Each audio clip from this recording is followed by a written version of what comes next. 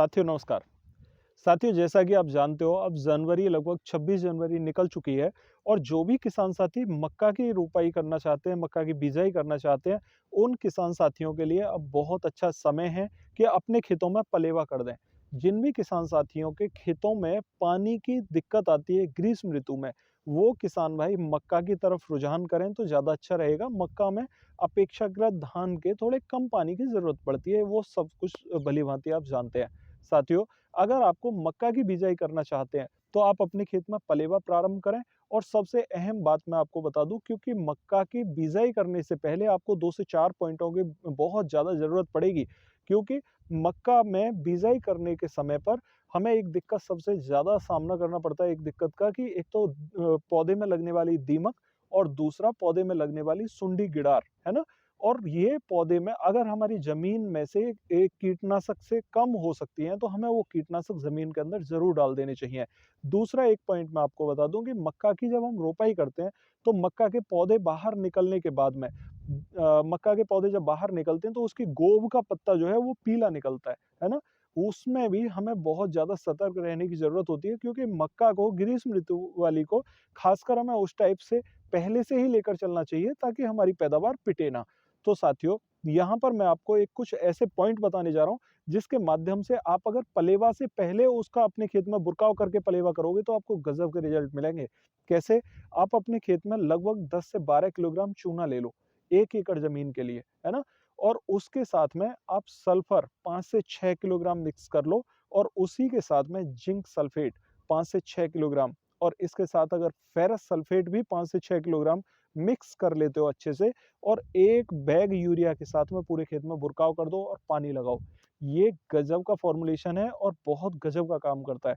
साथियों इस टाइप से अपने खेत में आप बुरकाव करके पानी लगा दोगे, तो आपको क्या देखने को मिलेगा कि जब आप पलेवा करोगे, पलेवा करने के लगभग 10 से 12 दिन और 15 दिन के बाद में आपकी पलेवा आएगी और खेत में जब आप बिजाई कर रहे होगे, तो उस समय पर आपके खेत में किसी भी पोषक तत्वों की कमी नहीं होगी। ना तो सल्फर की और ना ही यहाँ पर फेरस की, क्योंकि लोह पोषक तत्वों की कमी होने के कारण पत्तियाँ सफ़ेद पड़ जाती हैं, तो वो पत्तियाँ भी आपको सफ़ेद दिखाई नहीं देंगी। सबसे अच्छा फ़ायदा आपको क्या देखने को मिलेगा? खेतों में बनने वाली दीमक। अगर खेत में दीमक आपके किसी भी कारण से रहती होगी, तो वहाँ पर दीमक आपको दिखाई नहीं देगी। एक बहुत अहम पॉइंट मैं आपको बता दूँ कि इस टाइप से जब दीमक नहीं रहती और हल्के कीड़े, जो भी आगे चल के कीट हमारे पौधे को नुकसान पहुँचाते हैं, उन कीटों को भी ये खत्म कर देते हैं और भली-भाँति ये इस चीज़ में सक्षम भी हैं। साथियों जब नाइट्रोजन की पूर्ति होती है, तो हमें शुरुआती अवस्था में पौधे को बहुत जल्दी से खाद लगाने की ज़रूरत नहीं पड़ती। क्योंकि जब हम खेत में अपने बिजाई करते हैं, तो पौधा जब निकल के आ रहा होता है, तो उस अवस्था में हम खाद दे नहीं पाते और नाइट्रोजन की कमी होने के कारण मिट्टी में पौधे की ग्रोथ इतनी अच्छी नहीं हो पाती। इसलिए पलेवा के समय पर लगाए हुए ये खाद जो होते हैं, ये शुरुआती अवस्था में हमारे पौधे को बहुत लाभ पहुँचाते हैं। तो साथियों इस टाइप से आप अपने खेत की पहले पलेवा करने के समय पर तैयारी करें और अच्छे से जुताई कराने के बाद में मक्का की बिजाई जब आप करेंगे, तो एक बात का विशेष आपको ध्यान रखना है। यहाँ पर कार्बेंडाजिम 12% और मैनकोजेब 63% से 1 किलोग्राम मक्का के बीज को लगभग 2 ग्राम प्रति किलो के हिसाब से कार्बेंडाजिम मैनकोजेब ले लीजिए, ठीक है? अगर मानो 1 किलोग्राम मक्का का बीज है, तो उसमें 2 ग्राम कार्बेंडाजिम मैनकोजेब आपको मिलाना होगा। उसके हिसाब से आप उसे ट्रीट करेंगे और अच्छे से ट्रीट कर लें, ठीक है? अच्छे से ट्रीट करने के बाद में बहुत सारे किसान साथी कहना चाहते हैं कि हम ट्रीट कैसे करें?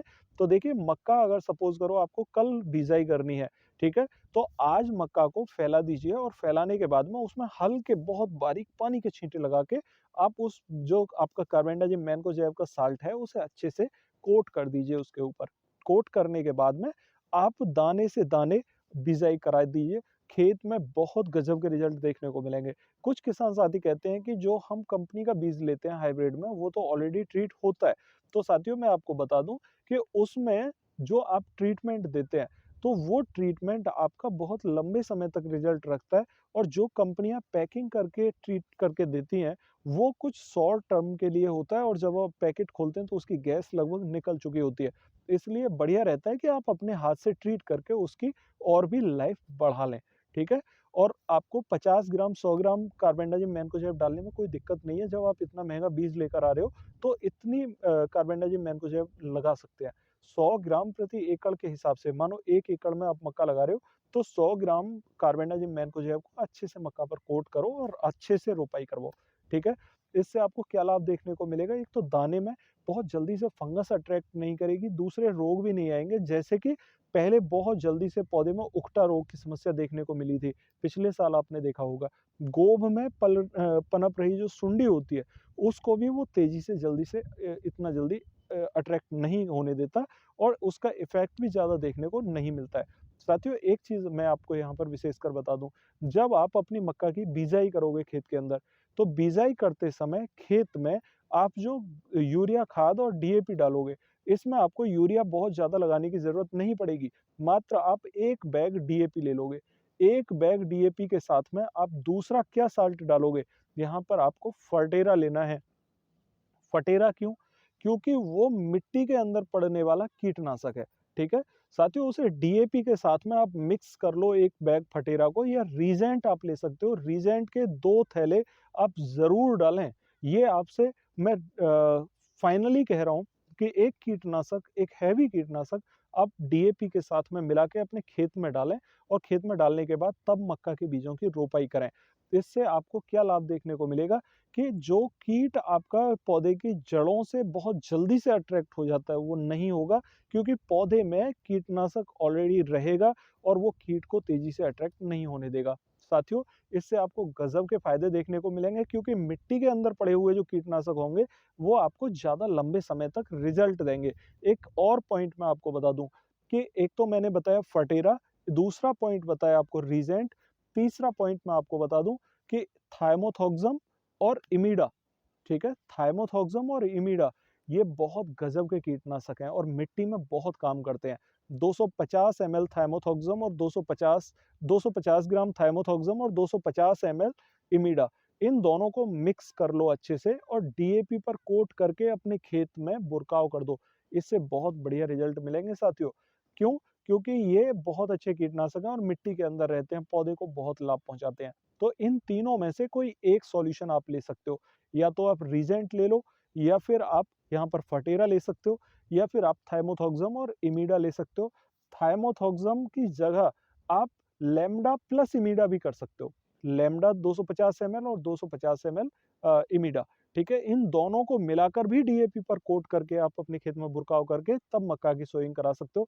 बहुत गजब के रिजल्ट मिलेंगे, चूँकि आप अपने खेत में पानी की पलेवा के साथ समय पर ही दूसरे साल्ट, जो कि जिंक सल्फेट, फेरस सल्फेट और यहाँ पर मैं बात करूँ दूसरे साल्टों की, यूरिया जैसे साल्टों की, वो आप मिट्टी के अंदर लगा चुके हो, आगे ज़रूरत नहीं पड़ेगी। तो बेटर है कि जब आप सोइंग के समय पर डीएपी डाल रहे हो, उस डीएपी के साथ में एक कीटनाशक हैवी वाला लगा दोगे, तो आपको अच्छे रिजल्ट ज़रूर मिलेंगे। साथियों, आशा करता हूँ आप मेरी बात समझ पाए होंगे और इस टाइप से खेत की तैयारी कर पाओगे। बहुत सारे किसान साथी पूछते हैं कि हमारे खेत की मिट्टी का पीएच कितना होना चाहिए? 6 से 7 पॉइंट होना चाहिए अगर मक्का की बिजाई कर रहे हो। खेत में पानी नहीं भरना चाहिए अगर मक्का की बिजाई करना चाहते हो।